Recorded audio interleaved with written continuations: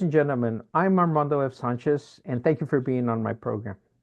I have the pleasure, the honor of having four very highly creative individuals who came together not only as friends, but as photographers and creative individuals to put together a wonderful, wonderful, beautiful visual history book of some of the parts of the United States and Allende in Mexico.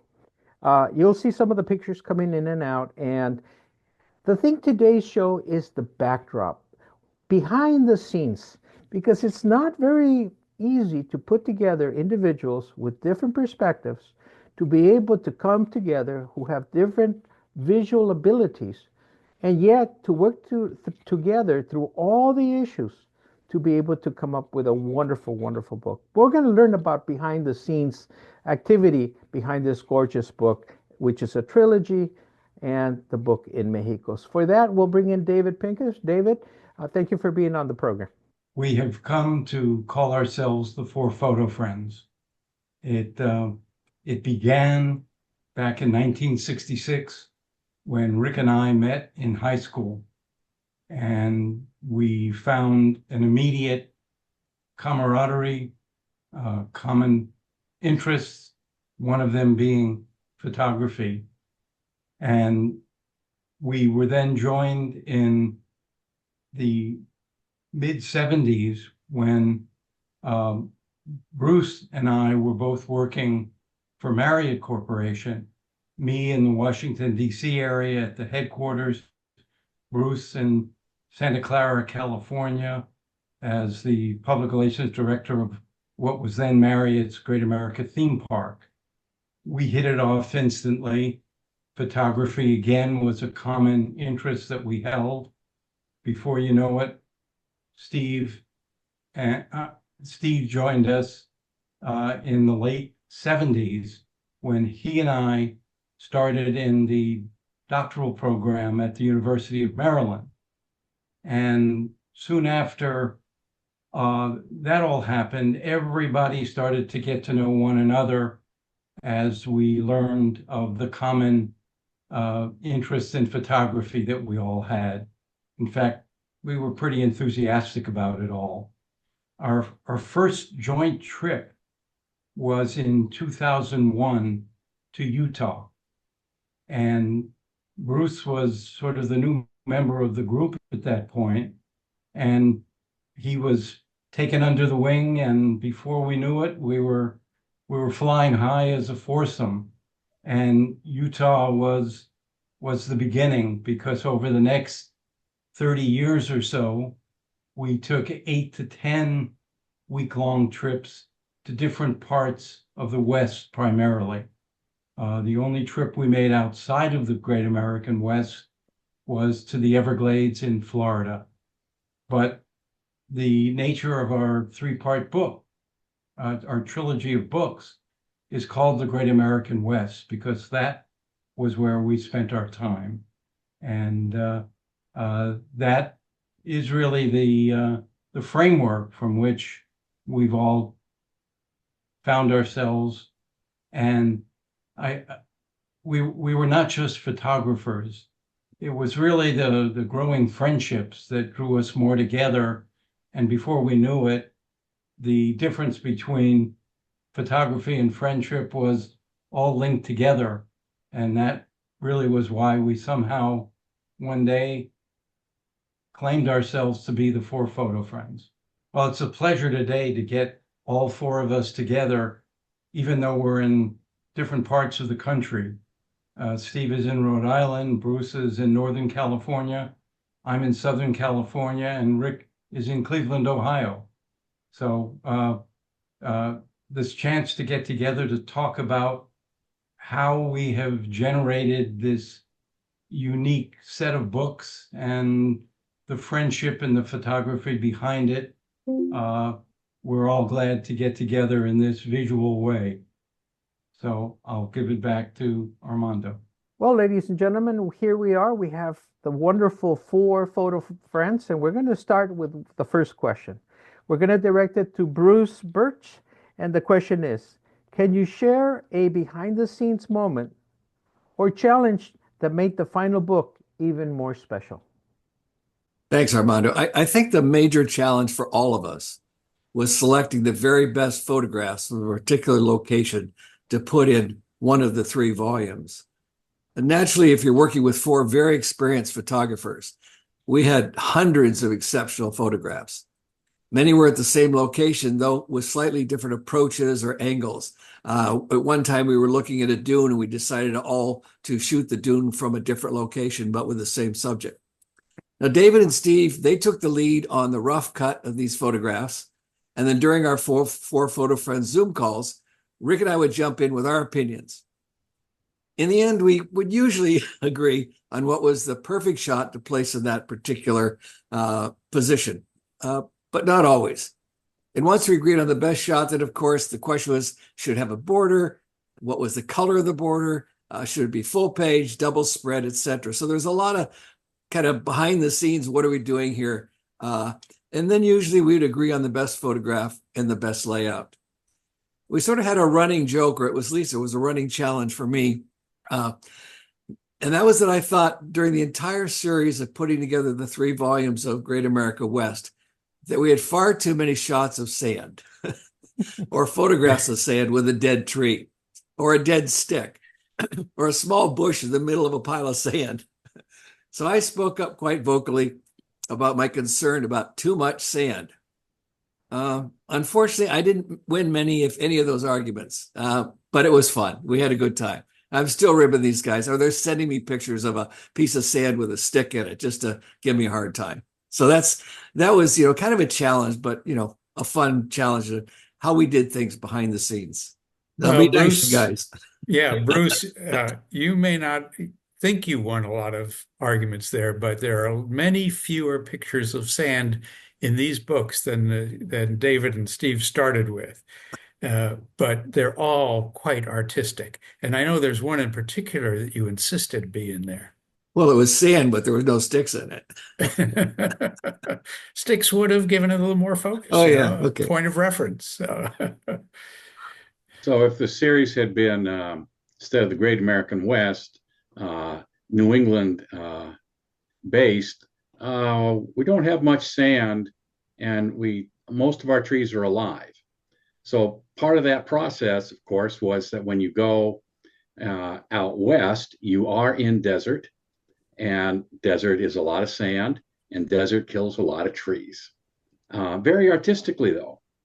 And but it is a good example. Bruce is right. It's a good example of where, we can poke back and forth on something, but there's a serious point behind the complaint. So when we were working on the spread for white sands, which by definition is sand. A whole lot of sand. So literally every picture is going to be sand.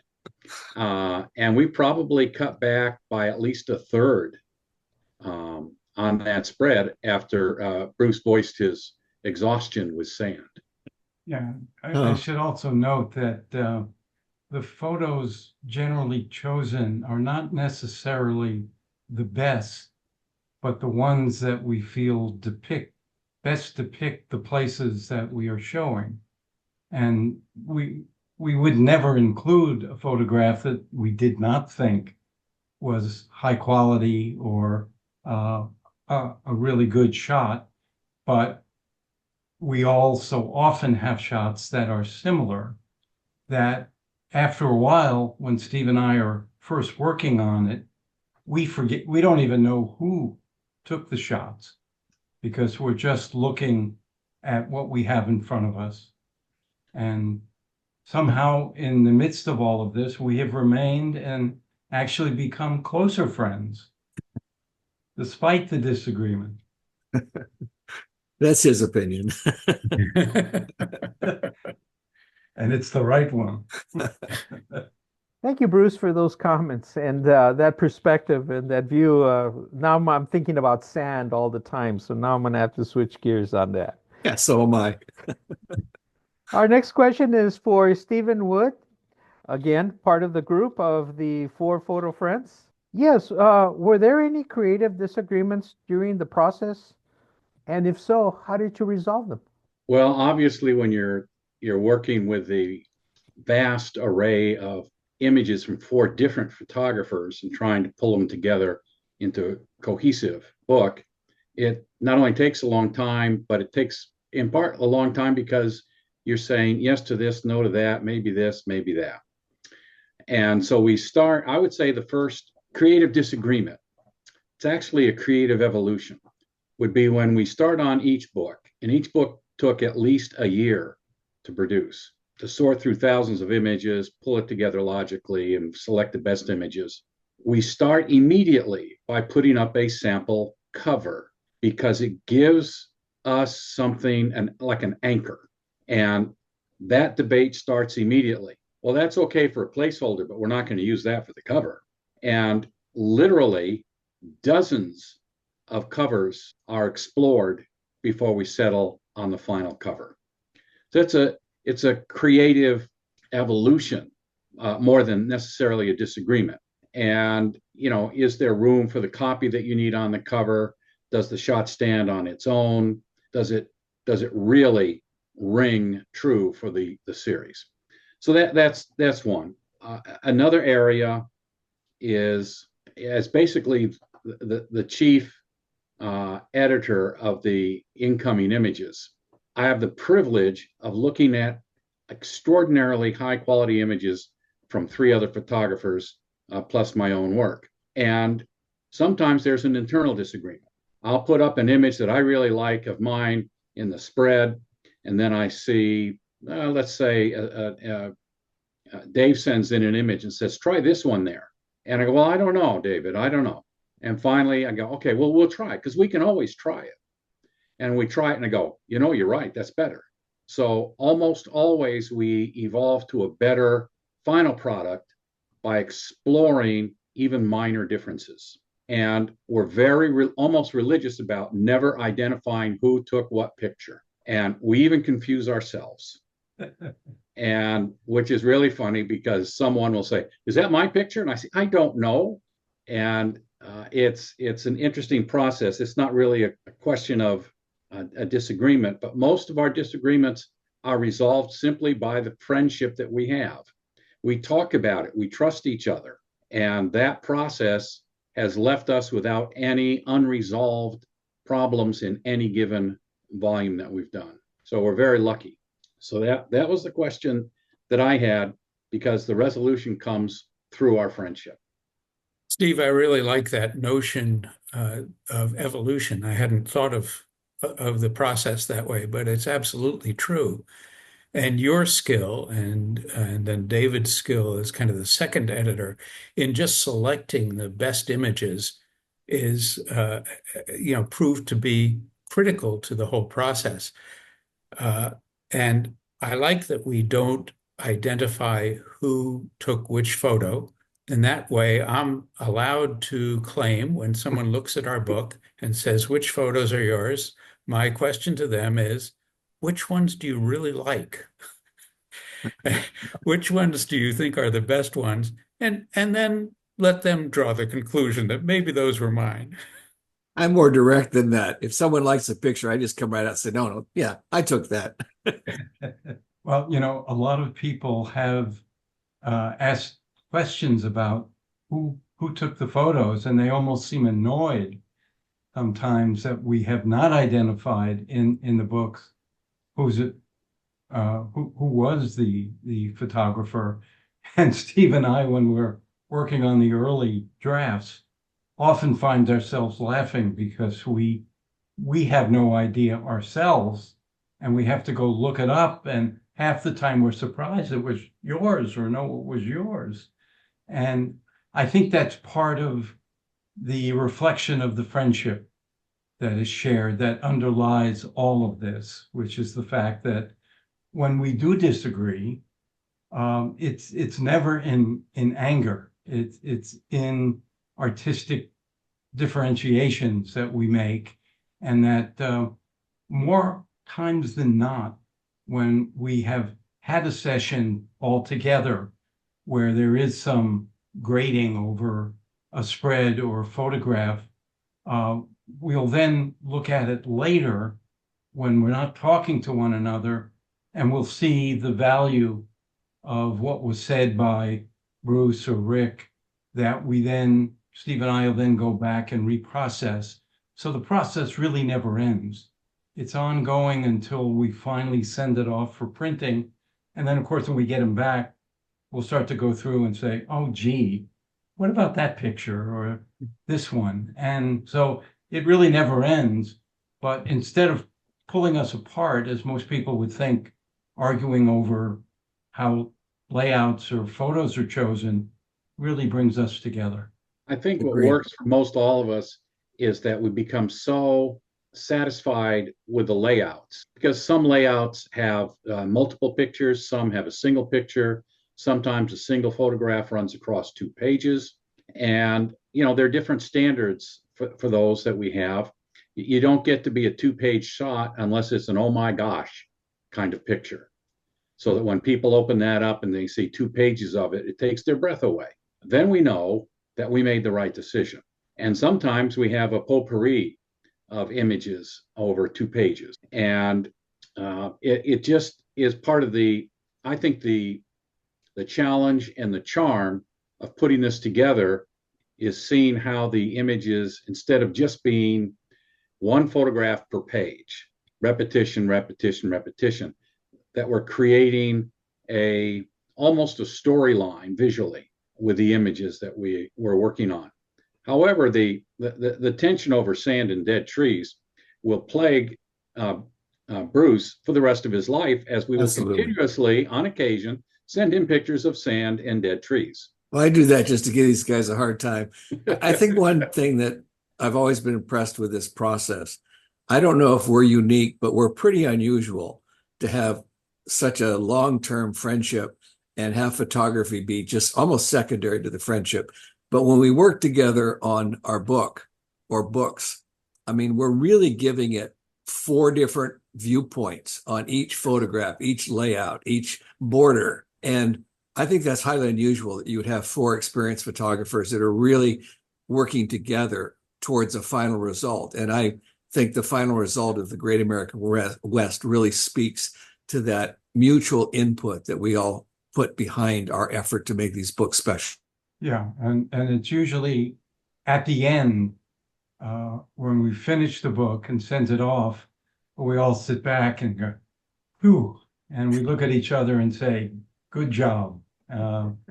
And whatever disagreements there were have evaporated, because we know we were doing it for the right reasons and everybody else understands. If one person kind of gets off track or gets a little hot, when we see that, we usually just start laughing at one another. It's a reflex that I'm very pleased to say that we use and never lets things escalate. One of the things that sort of the prime real estate is an image that takes 2 pages. That's prime real estate. And to the credit of all the 4 photo friends, not one of them has ever sent me an image and said, please make that a 2-page spread. They're just submitting the images.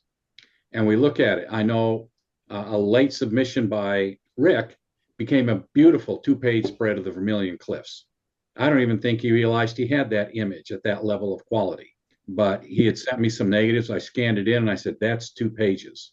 In one volume, probably volume 1, Dave had sent in an image that theoretically looked all right, but it just didn't work. It just didn't seem to work for me. And then I came back a little later and I said, well, wait a minute. We can turn this thing into a gem. And it became a 2-page spread. So it went from what we call the dustbin to a 2-page spread. He didn't ask me to make it a 2-page spread. Rick didn't ask me to take that to a 2-page spread. Bruce did not ask me to make a 2-page spread out of 2 of the Yosemite images that he had. They just warranted that. There's something about some images, and to the credit of the gentleman that I work with, no one's asking for special favors. No one's saying, this ought to be a 2-page spread. You can't use it. There's none of that. The egos don't come in. They're there, trust me, because we're all pretty impressed with what we do, but we're also impressed with what everybody else does. and that really helps. Well, thank you, Stephen. Thank you for the insights. The whole idea of the creative evolution, that one stuck to me, and I'm going to keep thinking about that as well. The next person we have on board from the four photo friends, all four of you guys, is one of the persons that I came in contact with, David Pincus. We actually live in the same building, and it was just a real honor to talk to him originally when you guys put out your other books as well. So I just want to thank you for that and his hospitality and his kindness and his warm heart. So we'll ask David. David, each of you have a unique photographic style. How did you blend them into a cohesive visual story?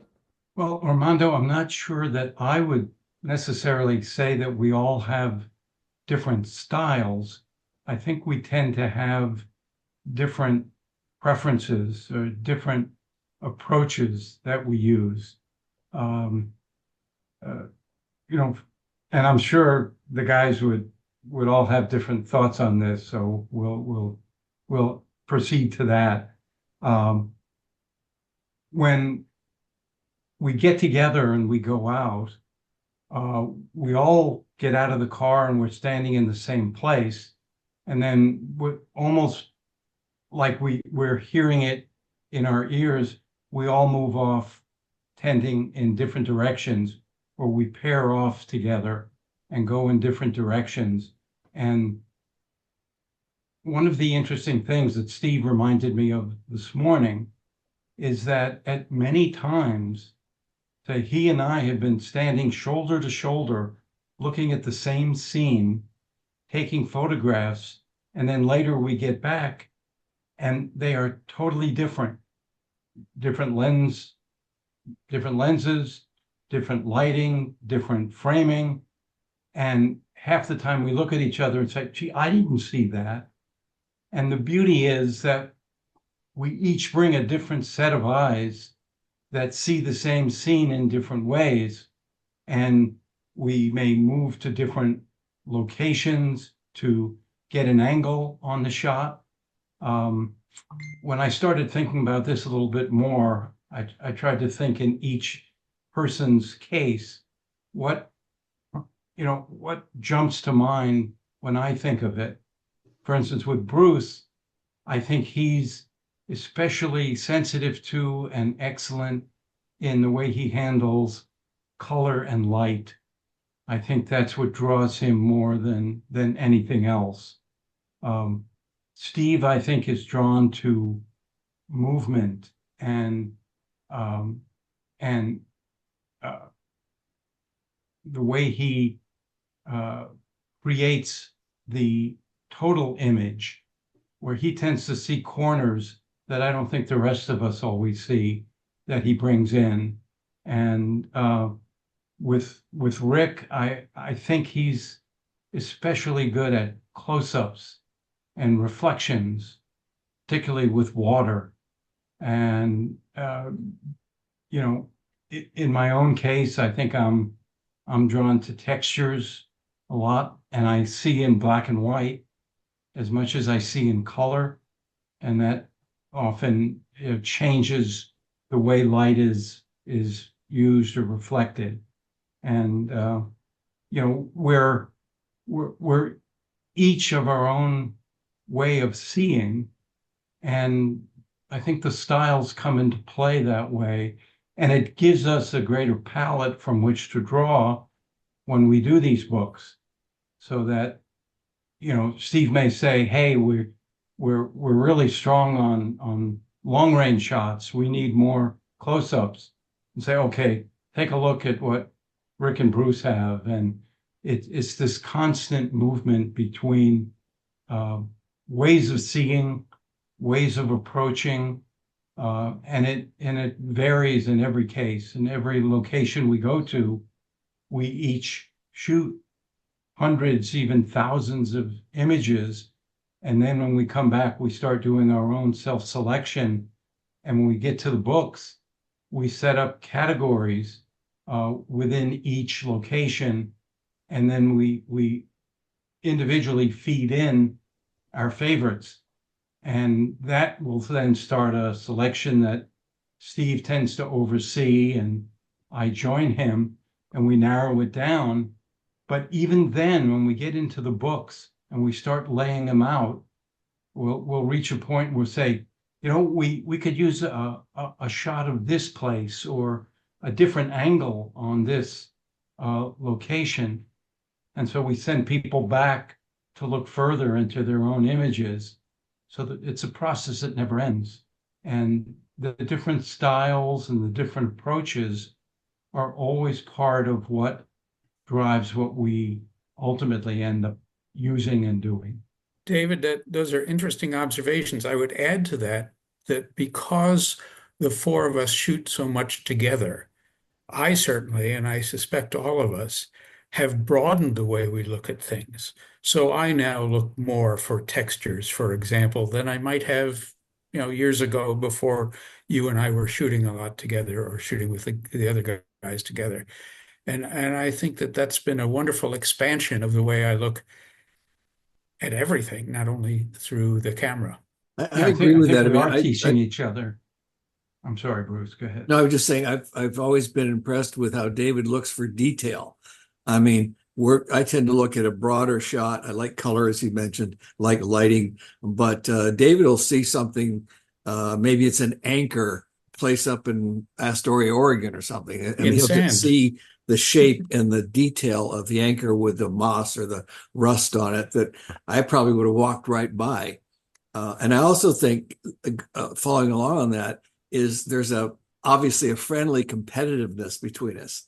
So we're always trying to get that shot, whatever that shot means. But there is this competitiveness because we are pretty good photographers, but we can all get better. And I think the friendship and being out together increases our understanding of how each other shoots, and increases our own ability, which I find very, very important to my photography. When we started evolving as a Four Photo Friends group, David and I were at Maryland together and doing PhD work. We helped pay for our PhD program doing photography, which was mostly industrial level, commercial level photography, which is a different set of skills than we use in the Four Photo Friends. And as we started going out into the real world, all four of us had sound photographic background. So no one had to learn how to make a good or take a good photograph. But the differences were maybe more pronounced in the beginning, but as the overlaps occurred, it paid off. The alluvial fans of Death Valley, and Rick and David and Bruce would go, "What's an alluvial fan?" And I said, "Well, I guess you have to go back and take a geology course in college." So we learned from each other. We see what somebody doesn't say, "What is that? How did I don't even remember how you saw that," which is quite common with the conversations that David and I have. Literally, I never saw that image, but yet you found it and took a good picture of it. So it's an exciting process because we don't have to worry about, well, is somebody not really up to snuff in terms of the technique?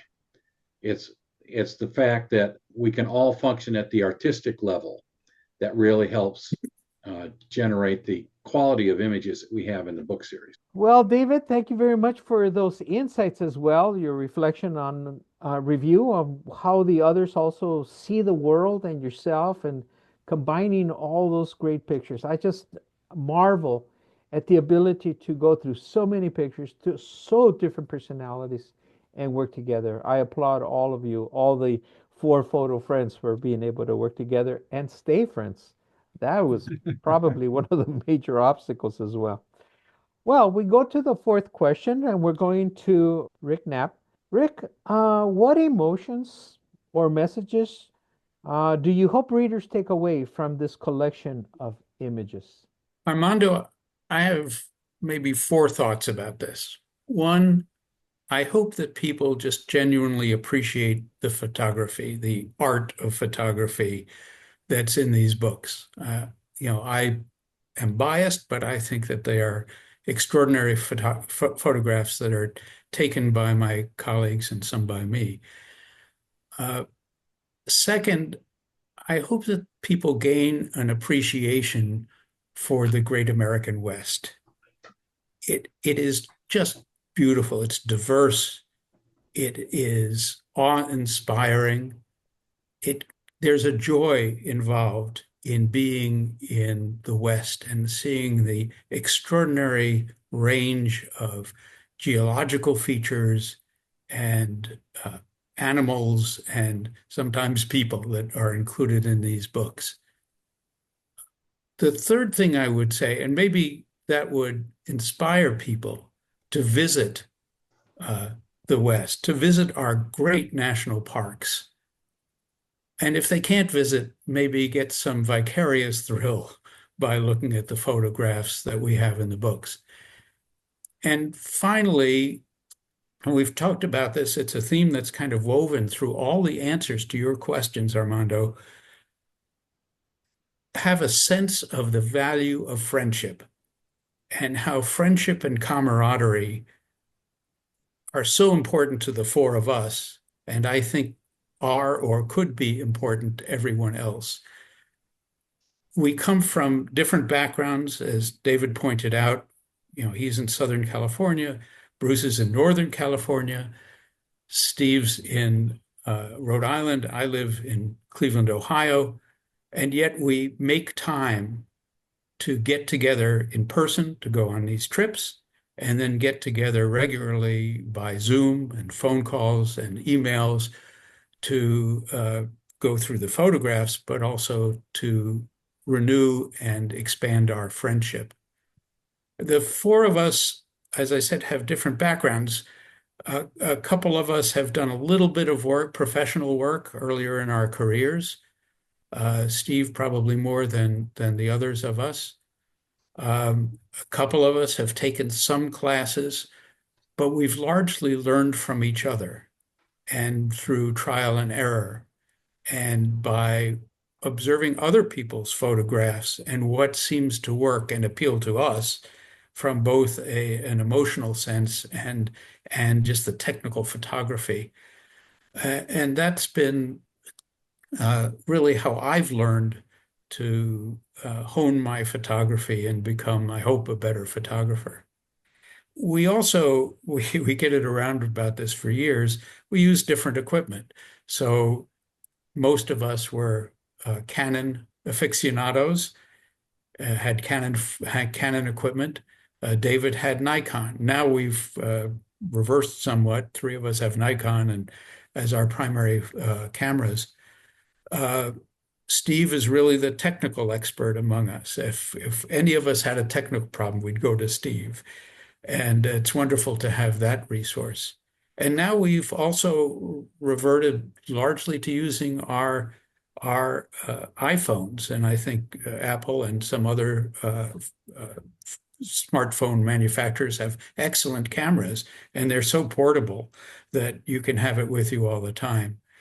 So I would suggest for anybody who wants to take photographs, who wants to capture images for their own purpose or to share with other people, friends and family, or even to publish, that the key is to put yourself into the photograph, not literally, not doing selfies, but what is it about this place, this thing you're going to photograph that evokes some emotion in you, some appreciation in you.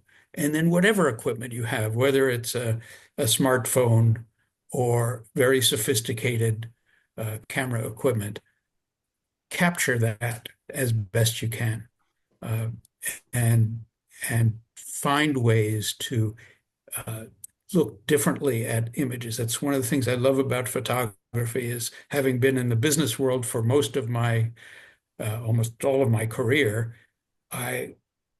going on some of these photography trips with my friends allowed me to look at things differently, to look at the minuscule details of a flower or an insect and to capture that. And I think anybody can do that. I don't think you have to be a professional in order to do that.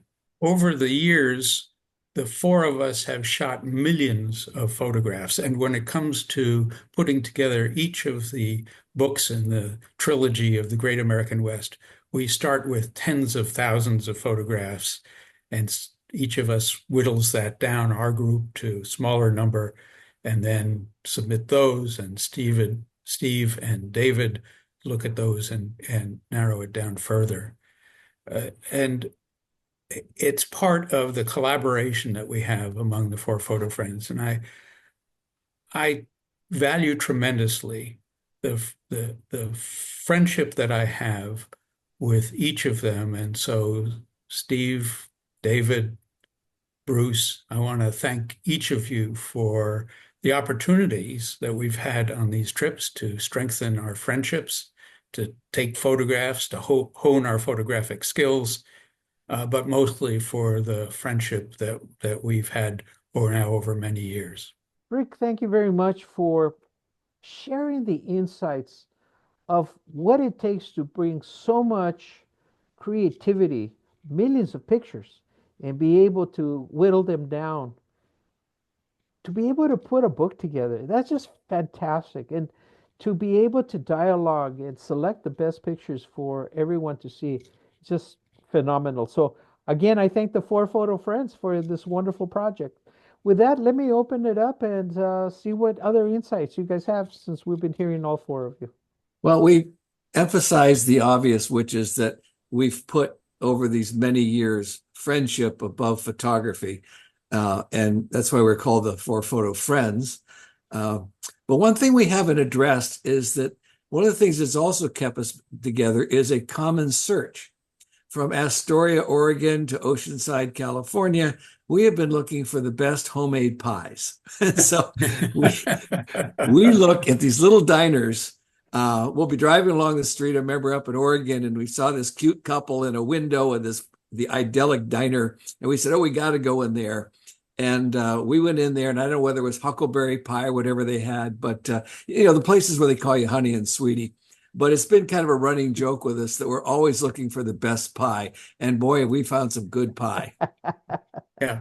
Bruce, that was elderberry pie. Thank you. Yeah. Elderberry, which was oddly appropriate given our ages now.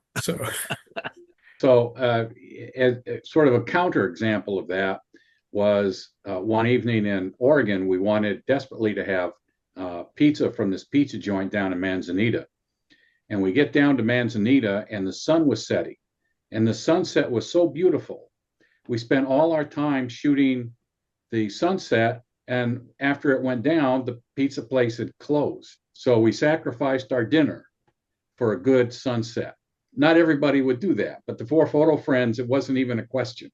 But I'd like to talk just a bit about the evolution of photography during the evolution of the Four Photo Friends. We started with film cameras and shooting slide film, color negative film, black and white film, infrared film. And then we slowly switched to digital when that became feasible. And then as we continued to age and have very heavy equipment, and our bodies were getting older and somewhat more cranky, we kept thinking we should get lighter equipment. And then along came the iPhone. And I want to underscore what Rick was saying about it. Don't let anybody tell you a good iPhone or cell phone is a compromise. They probably have fierce anger from the major camera makers like Nikon and Canon because they do such a good job. And so, but to maximize the use of your iPhone or cell phone, I would recommend doing an online learning program because they are they have so many abilities that are not obvious that you can pick up online to really perform well. Cell phones take better pictures in dark situations than any DSLR I've ever seen. It's just amazing. So the evolution has brought much better photographer to the common person. It's not like the old days where if you couldn't afford a real upscale camera, you would get a Brownie. And yeah, you got Brownie level shots. But now with the cell phones, you can have professional quality images without a lot of effort. but it does take a little bit of effort and a little bit of learning. So that would be my recommendation to people who are interested in what we do. There are only a few pictures in our books that wouldn't be possible with a good cell phone.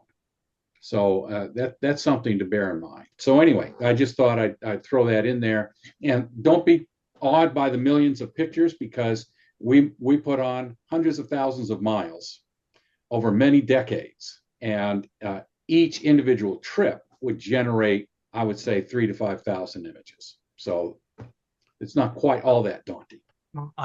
The one thing I would add is that over the years, as we have gone out more together and our group has evolved, we've not always realized how we are coming closer and closer together, until people will ask us, whether it be after a book or when we're out, well, how do you guys do it? How do you maintain the friendship in what seems to be a competitive activity? And my response is usually, number one, we all love nature. And that's why all of our trips have largely been to natural sites. But we also all just love the process of photography. And as a result of doing these things together, we've come to love one another. And many of the folks we come across sort of express envy at what we have, as though it is so unique it's impossible for others to do. And our response is always, anybody can do this, but you can't do it overnight. And in our case, it was, several decades. And, now, even though our name is the four photo friends, photo comes before friends, in our minds, it's just the opposite. I've been sitting back here listening to all four of you do your presentation to the four photo friends, and I'm impressed. I'm very, very taken in by, ultimately, it wasn't a show about photography. It was a show about friends taking photography. And that's a whole different level. And the idea of showing us how people can work together, have very diverse creative perspectives, and yet to be able to put them together. I kept thinking, I don't have that photographic background, but one thing that comes to mind is that now there's photo books where people can put together and collaborate, and it may or may not be published, but it's something that they can share internally with the family as well. You've taken it to a much higher level. Obviously, it's published. So I thank you for the trilogy that you are going on. I hope you do more projects into the future. I'm sure you will. Come on, guys, you're sitting on millions of pictures. You should do additional projects with it. Again, I want to thank David, Rick, Bruce, and Stephen for the Four Photo Friends adventure, which we as viewers get to share with you. Thank you for taking us with you. Thank you for opening up your visions and your images and your inspirations. And it should inspire others to go out, pick up their phones, start with something simple, little bird over on the side, and share it with the world. And I think that goes back to you. And I applaud what you gentlemen have done for all of us, where you've inspired us to look at our creative selves, to work with others, find our friends, and let's go out and do these projects. Thank you very much for being on the show. Thank you, Armando. Thank you, Armando. It was really an honor. appreciate your Really time. appreciate it. Adios, mis amigos. Adios.